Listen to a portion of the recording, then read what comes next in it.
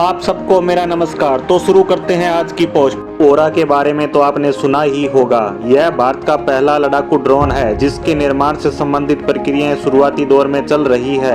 यह भारत का पहला स्टेल्थ हथियार भी होने वाला है। ओरा ड्रोन एम का लड़ाकू विमान से पहले बनकर तैयार कर लिया जाएगा। अब बात करते हैं हमारे दूसरे ड्रोन की, जिसका नाम स्विफ्ट है। यह एक छोटा ड्रोन है। इसका मुख्य काम यह होने वाला है कि ओरा में लगने वाले हथियार और टेक्नोलॉजी को पहले स्विफ्ट पर इंस्टॉल किया जाएगा। हथियार और टेक्नोलॉजी स्विफ्ट पर लगने के बाद इसके टेस्ट होंगे और उसके बाद ओरा पर इसे लगाया जाएगा।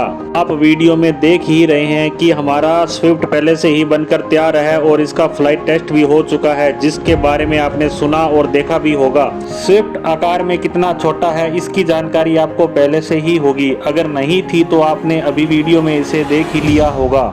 यहाँ ओरा की बात करें तो ओरा अभी स्विफ्ट से काफी पीछे है। अब यहाँ खबर यह आई है कि एडीए यानी एरोनॉटिकल डेवलपमेंट एजेंसी, जो कि ओरा और स्विफ्ट दोनों ड्रोनों को बना रही है, उसने भारतीय वायुसेना के सामने एक प्रस्ताव रखते हुए कहा है कि हम ओरा स्टेल्थ ड्रोन को बनाने में लगे हैं, जो कि साइज में काफी बड़ा होने वाला है, साथ ही साथ एडवांस भी होगा, जिसके कारण इसकी कीमत भी ज्यादा होने वाली है और इसे बड़े मिशन में ही काम में लिया जाएगा। लेकिन पिछले कुछ वर्षों में हुए युद्धों, जिसमें आर्मेनिया, अजरबैजान या उसके बाद अभी तक चल रहे रूस और यूक्रेन युद्ध में सस्ते हल्के ड्रोनों ने बड़ी से बड़ी तबाही मचा के दिखाई है।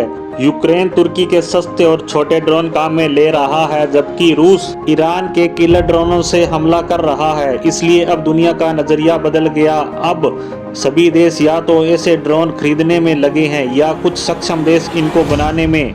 इन ड्रोनों की खासियत यह है कि यह दुश्मन को भारी नुकसान पहुंचाते हैं और अगर ये दुश्मन देश का निशाना भी बन जाए तो भी सस्ता होने के कारण कोई ज्यादा नुकसान भी नहीं होगा, बल्कि इससे नुकसान भी दुश्मन का ही होने वाला है, क्योंकि 15-20 लाख के ड्रोन को गिराने में दुश्मन देश को अपनी करोड़ों की मिसाइल चलानी ही पड़ेगी।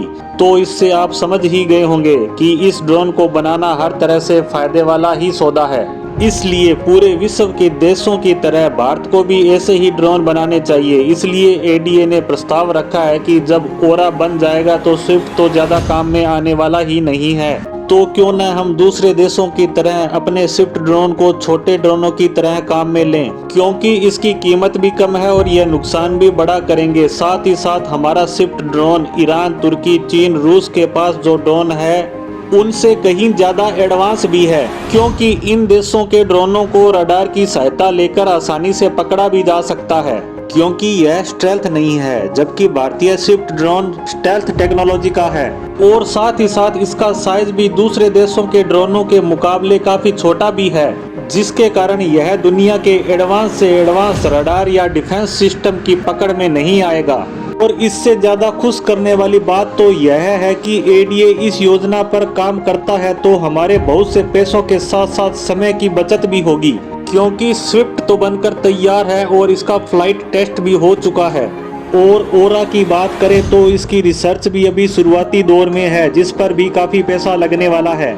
यही प्रस्ताव एडीए ने भेजा है, जिस पर भारतीय वायुसेना गंभीरता के साथ विचार विमर्श कर रही है और इसे मंजूरी मिलते ही भारत को अपना पहला स्टेल्थ हथियार मिल जाएगा।